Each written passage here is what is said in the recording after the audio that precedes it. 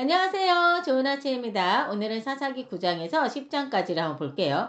어제 우리가 이제 이스라엘의 다섯 번째 사사였던 기드온에 대해서 살펴봤었죠. 자, 이 기드온은 하나님께 쓰임받아서 미디안을 물리친 인물이었습니다. 자, 그런데, 사사기 8장 마지막을 보면요. 한 가지 중요한 내용이 나와요. 뭐냐? 기드온에게 아들이 매우 많았다는 사실입니다.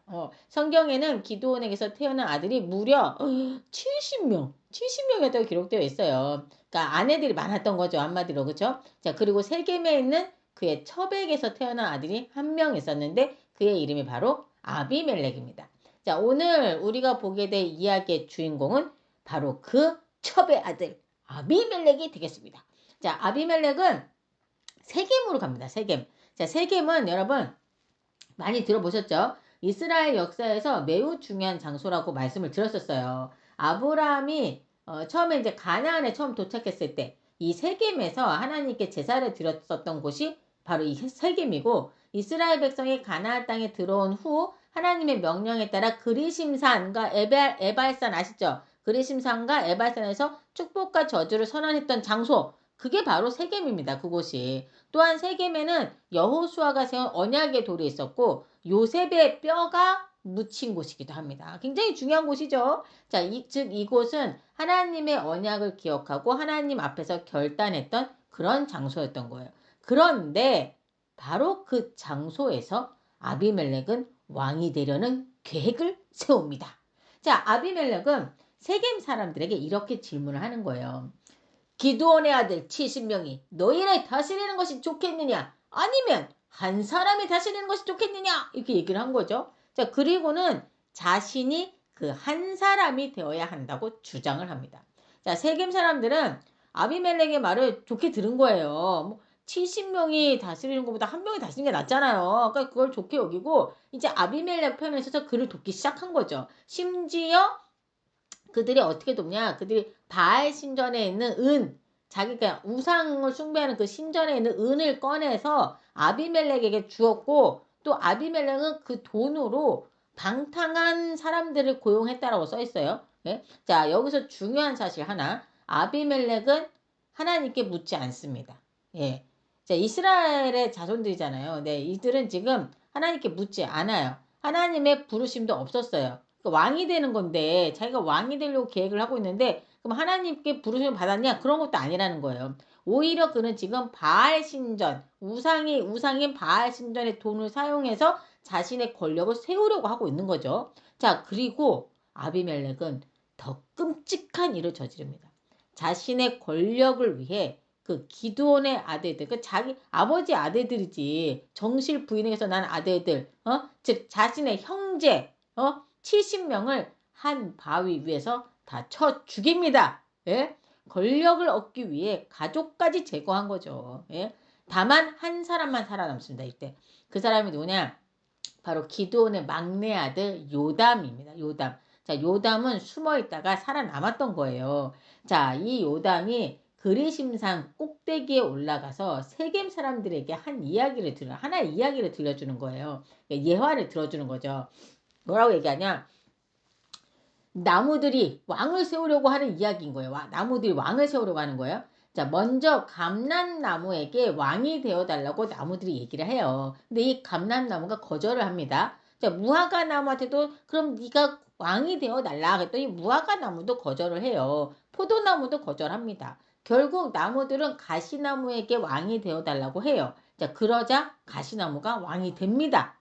자, 이 이야기는 무엇을 의미하냐면 유익한 나무들, 포도나무, 무화과나무, 감람나무 다 유익한 나무들이잖아요. 기름도 내고 과일씨도 내고 그죠? 근데 이 유익한 나무들은 왕이 되기를 거절하고 결국 쓸모없는 가시나무가 왕이 되었다는 거예요. 즉 아비멜렉의 통치가 위험하고 부적절하다는 것을 지금 경고하고 있는 겁니다. 자, 요담은 세겜 사람들에게 말을 하는 거예요. 너희가 기드온의 집에 행한 일이 과연 진실하고 의로운 일이냐? 이렇게 얘기를 한 거죠. 그리고 이렇게 선언을 합니다. 아비멜렉에게서 불이 나와 세겜 사람들을 삼킬 것이며 세겜 사람들에게서 불이 나와 아비멜렉을 삼킬 것이다. 이게 얘기를 합니다. 자, 다시 뭐라고 얘기했다고요? 요담이 아비멜렉에게서 불이 나서 세겜 사람들을 삼킬 거고 세겜 사람들에게서 불이 나서 아비멜렉을 삼킨다고 얘기했죠. 이 말은 서로가 서로를 파괴하게 될 거라는 예언이었던 겁니다.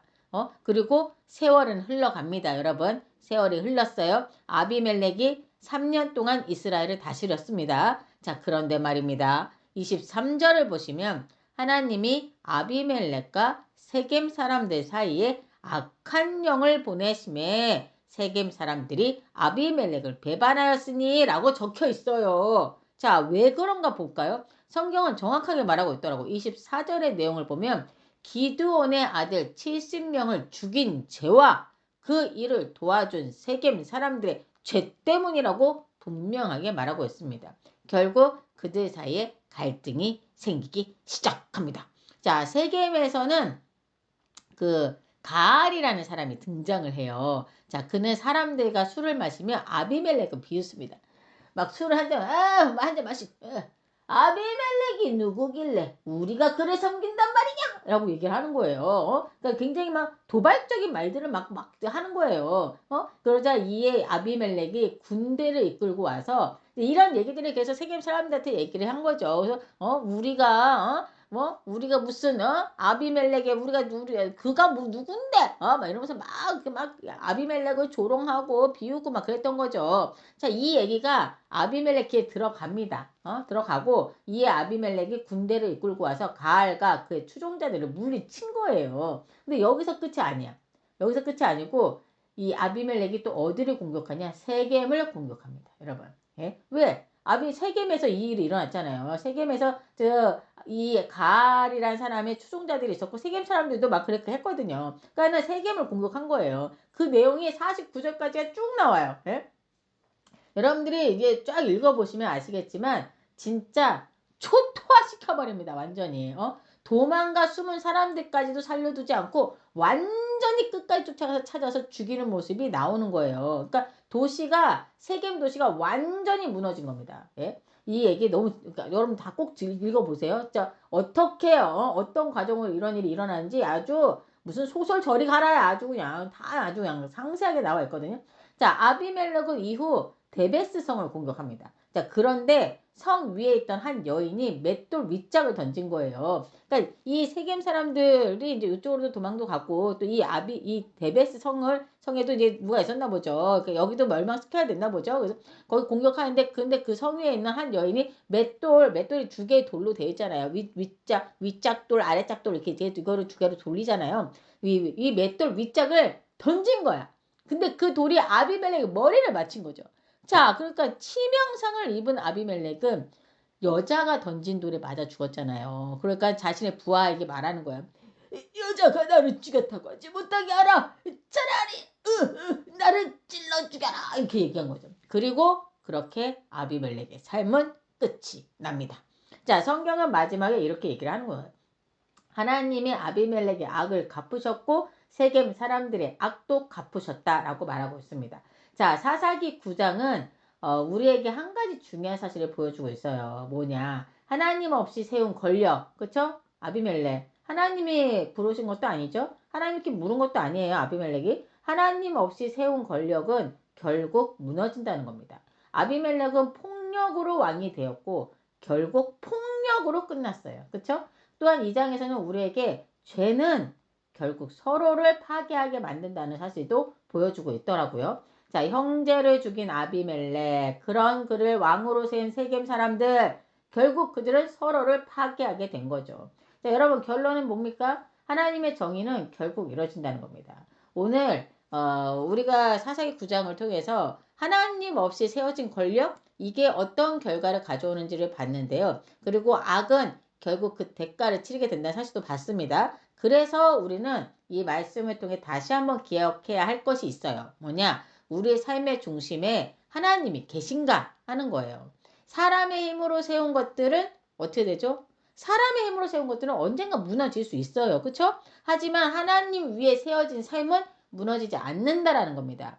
오늘도 우리의 삶이 어디 위에 세워져 있는가? 하나님 위에 세워진 삶이 돼야 되겠죠. 자, 이제 사사기 10장으로 한번 넘어가 볼까요?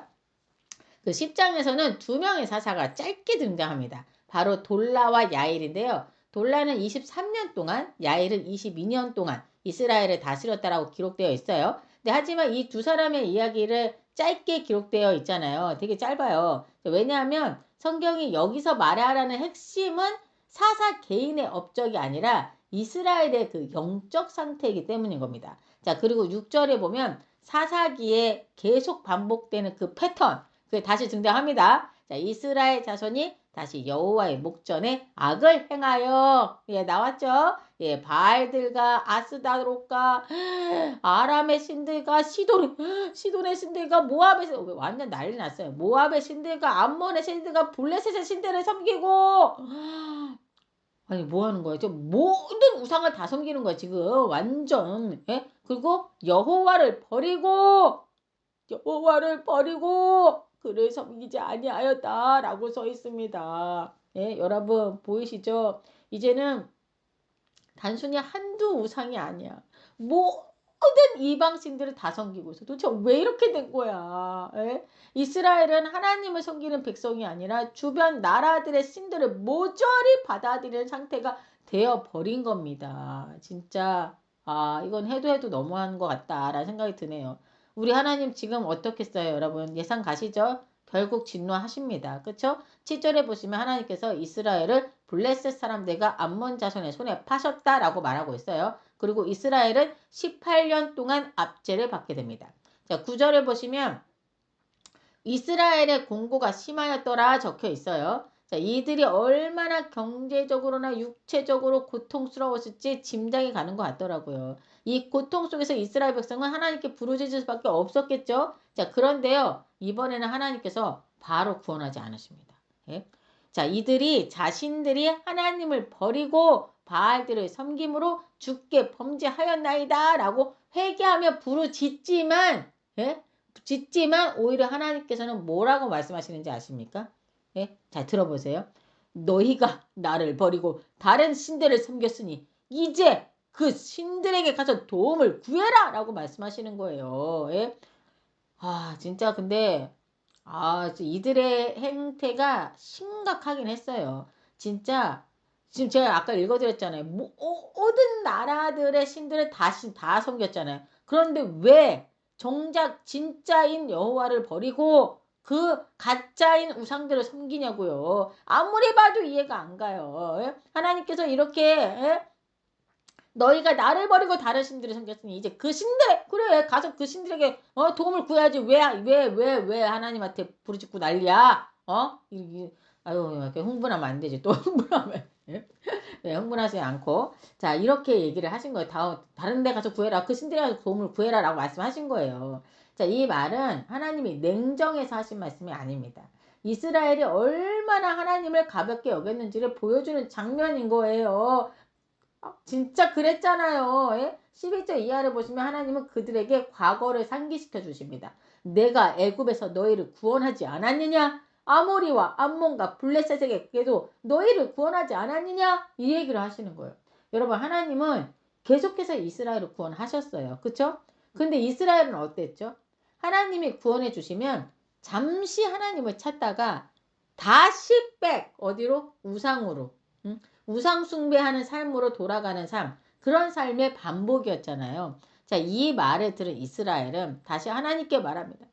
우리가 죄를 지었나이다. 우리가 죄를 지었나이다. 주께서 보시기에 좋을 대로 우리에게 행하소서. 다만 오늘 우리를 구원해 주시옵소서 라고 얘기를 하는 거예요. 자, 그리고 이번에는 그들이 말뿐만 아니라 행동으로 보여주더라고요. 16절에 자기 가운데서 이방신들을 완전히 제하여 버리고 여호와를 섬김에 아이고 이제 이방신들 다 버린 거야. 그리고 여호와를 섬기기 시작한 거야. 이제야 비로소 회개의 열매가 나타나는 것 같습니다. 그렇죠? 자 그리고 성경에서는요 이런 말이 적혀 있어요. 여호와께서 이스라엘의 공고로 말미암아 마음에 근심하니라. 여러분 이 말씀을 보면 하나님의 마음이 느껴지시죠? 하나님은 단순히 심판하시는 분이 아니라 이 백성의 고통을 보면서 마음 아파하시는 하나님이신 겁니다. 네? 자, 그때 암몬 자손이 길르앗에 진을 치고 이스라엘을 공격하려고 합니다. 자, 이스라엘도 미스바에 모입니다. 자, 그런데 여기서 한 가지 문제가 생깁니다.